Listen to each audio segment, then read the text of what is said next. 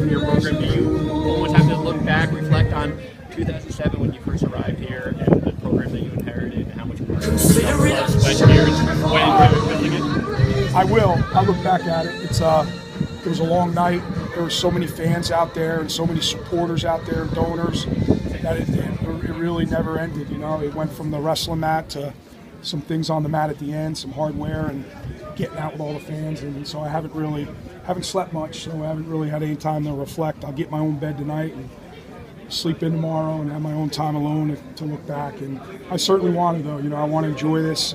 It's pretty emotional. But yeah, I want to enjoy this. I want to enjoy all the people that, you know, gave us this opportunity, all the athletic directors and football coaches and basketball coaches and everybody that's been important. And of course, the guys that have wrestled for me for 12 years and have all reached out and been a part of this. And Coach Leonardis and I spoke and had a good time on the bus. And we're just excited when we think about all those guys from 12 years ago. Has it sunk in yet? No, not really. You know, it's just amazing all the love those guys are getting. I think you don't realize what a big deal it is to win 2 national titles. I don't think the general sports fan really understands what it's like to win at that level, win that tournament. You know, it's the wrestling world does, but the general sports fan might not understand how difficult it is to win at that tournament. To two of them to do it on the same night. It was just great. It was awesome for this whole athletic department. Okay, now tell us now. I mean, we saw the banner. We want national champions. That's the original banner. That's the original banner. Jim Huxford, our junior high rec coach at Jackson High School, gave me that to hang up on the wall. And we hung that up, and it started turning like pink. So we took it down, and we got a nice.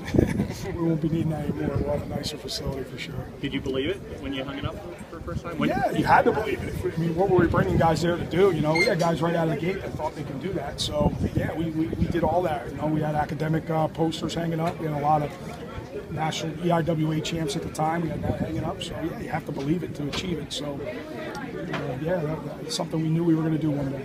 Belief is one thing, but actually going out and doing it, yeah. I mean, past that hurdle, now you go on the recruiting trail and tell kids, can be done at Rutgers, because I'm sure a lot of people are saying that. Yeah, I started pumping that a little bit last night. You know, it could be done here. I got tired of hearing, you know, Nick Suriano can't win because he's not at Penn State, or Anthony Ashnault will never win because he's going to Rutgers and he's not coming to our school. So I got a little bit tired of hearing that. I think our guys did. I think our staff did. And you can do anything you want right here on the banks. And those guys have proved it. And this is, I truly believe this is just the beginning of something. It takes a special person to do it. We have 2 of them that are special dudes. But I think we're going to open something up here where this is going to be the norm, and that's what we're hoping for. After Nick's bout, there's a photo of you jumping into Coach Leo's arms. Yeah. What's the emotions in that moment? I don't know. I was happy, man. I was happy. I know a lot of people. You know, you hear it all week. Rutgers is going to make history. Rutgers is going to. And I'm thinking all the time, it's hard to win this tournament. And what if we don't?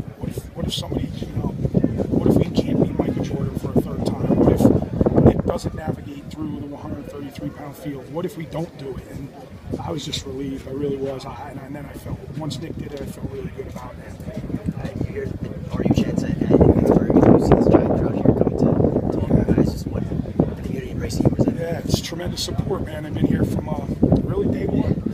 I mean, it's grown, obviously, right? It's grown, but there's a lot of people I see out there that were here day one, and yeah, it makes us proud. It's a good day. You know, I remember coming back from the Garden. I think we had 2 All-Americans, and they sent us off with 10 qualifiers, came back with 2 All-Americans, and I remember that was pretty special. There's nothing like this, though.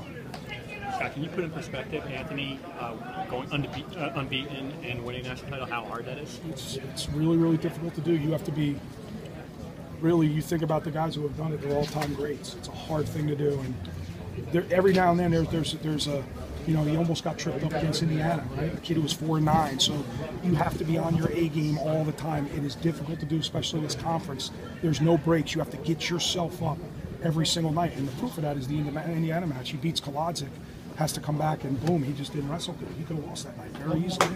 And you just have to be on your A game. It's a hard thing to do. And then to get through the Big Ten tournament unscathed and the national tournament, he's awesome. He's awesome. Good guys. I appreciate you guys.